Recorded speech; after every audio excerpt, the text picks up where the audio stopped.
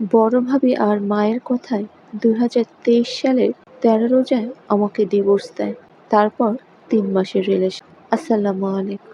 আজকে ঈদের পরে প্রথম ভিডিও। আপনাদের জন্য একটি দোয়া কবুলের গল্প শেয়ার করব। ছোট্ট একটি দোয়া কবুলের গল্প। এবং অনেকদিন পর্যন্ত আমি কোনো প্রশ্নের উত্তর দিচ্ছি না।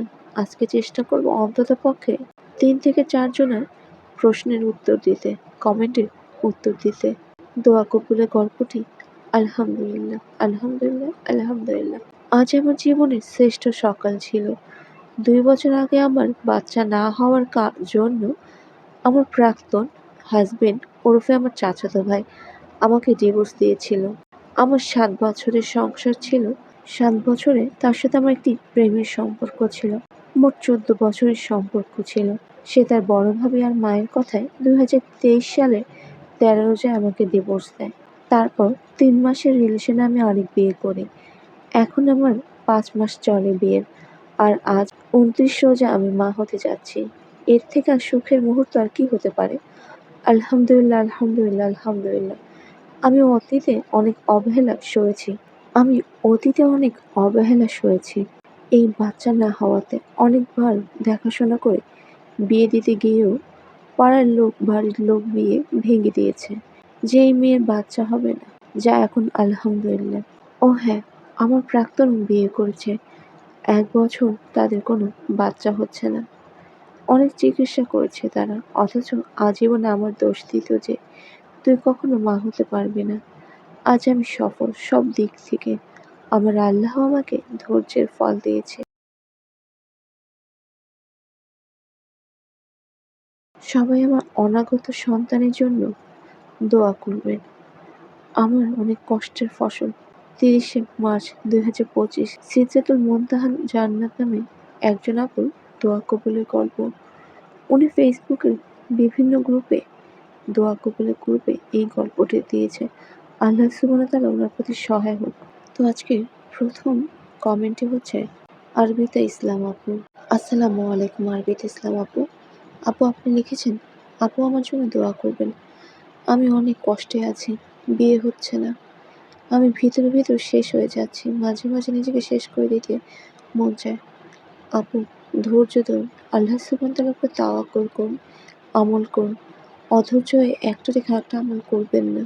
যেকোনো একটা আমল বা ২টা আমল ছোট করে হলেও করবেন, মানে একটু হলেও করবেন। তবে ৭টা জিনিস আপনি অবশ্যই করবেন। সেটা আমি এই ভিডিওর ডেসক্রিপশন বক্সে ওই ভিডিওর লিঙ্কটি দেওয়ার চেষ্টা করব। ওই আমলটা আপু সবসময় করবেন।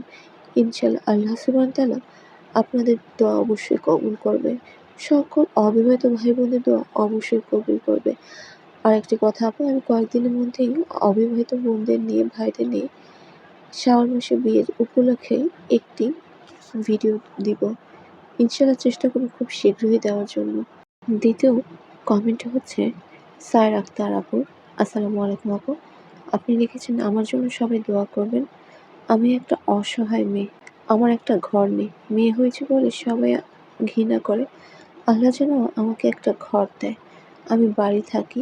আমি যেন সবার দোয়ায় একটা ঘর বানাতে পারি। সবাই আল্লাহকে বলে এই অসহায় মেয়েকে একটা ঘর দিতে বলবেন। এরকম কিছু ৪০ জন বলে নাকি দোয়া কবুল হয়। আপু ইনশাআল্লাহ আল্লাহ সুবহানাহু ওয়া তাআলা অবশ্যই আপনার দোয়া কবুল করবেন একটি ঘরের জন্য। আপনাকে বলছি, আমি ডেসক্রিপশন বক্সে একটি ভিডিও লিঙ্ক দিয়ে দিব। এই ভিডিও লিঙ্কে যে কয়টি আমল আছে অন্ততপক্ষে আপনি প্রতিদিন করার চেষ্টা করবেন। দেখবেন ইনশাআল্লাহ আল্লাহ সুবহানাহু ওয়া তাআলা আপনার দোয়া কবুল করে নেবেন। হ্যাঁ, প্রয়োজন পড়লে আমল একটু কমিয়ে করবেন। যেমন ১০০ বার সুবহানাল্লাহ পড়বেন বা প্রতিদিন ১০০০ বার সুবহানাল্লাহ পড়বেন। ৫ ওয়াক্ত নামাজ আমরা পড়ি। প্রতি ওয়াক্তে যদি আমরা ২০০ বার করে সুবহানাল্লাহ পড়ি, ৫ মিনিটেরও কম লাগবে ২০০ বার সুবহানাল্লাহ পড়তে। তো আমরা যদি ৫ ওয়াক্ত সালাতে ২০০ বার করে আপনার সুবহানাল্লাহ পড়ি, তাহলে ৫ বার নামাজ পড়লে ৫ ওয়াক্ত নামাজে আমাদের ১০০০ বার সুবহানাল্লাহ পড়া কমপ্লিট হয়ে যাবে। আল্লাহ তাআলা আমাদের সকলের প্রতি সহায় হোক। আমাদের দোয়া কবুল করুক, আমাদের তওবা কবুল করুক। তৃতীয় কমেন্ট হচ্ছে এমডি বোরহান উদ্দিন ভাইয়ের। আসসালামু আলাইকুম ভাই, আপনি লিখেছেন, এই আমলটা করলে কি তাড়াতাড়ি বিয়ে হবে? যে আমলে আপনি করেন না কেন সব আমলে আল্লাহ তাআলার উপরে পরিপূর্ণ তাওয়াক্কুল, তার প্রতি সুধারণা, তার প্রতি বিশ্বাস রেখে আপনার আমল করতে হবে। তাহলে সব আমলই আপনার জন্য কার্যকরী হবে। নবী রাসূলরা কিন্তু দোয়া করতেন। দোয়া ইউনুস পড়তেন, রাব্বি ইন্নী আনজালতু ইলাহি পড়তেন। তারা যে দোয়াই পড়তো না কেন আল্লাহ সুবহানাহু ওয়া তাআলার প্রতি সুধারণা রেখে পড়তো, তার প্রতি বিশ্বাস রেখে তাওয়াক্কুল রেখে পড়তো যে আল্লাহ সুবহানাহু ওয়া তাআলা তাদের এই কঠিন মুহূর্ত থেকে উদ্ধার করবেন। তাই আপনারা এবং আমিও আল্লাহ সুবহানাহু ওয়া তাআলার উপর তাওয়াক্কুল ভরসা রেখে সুধারণা রেখে দোয়া করতেই থাকবো। ইনশাআল্লাহ আল্লাহ সুবহানাহু ওয়া তাআলা অবশ্যই আমাদের দোয়া কবুল করবেন। আল্লাহ হাফেজ। সবাই ভালো থাকবেন। আমার জন্য দোয়া করবেন এবং আপনাদের সকলের জন্য অনেক অনেক দোয়া আমার তরফ থেকে। আল্লাহ হাফেজ।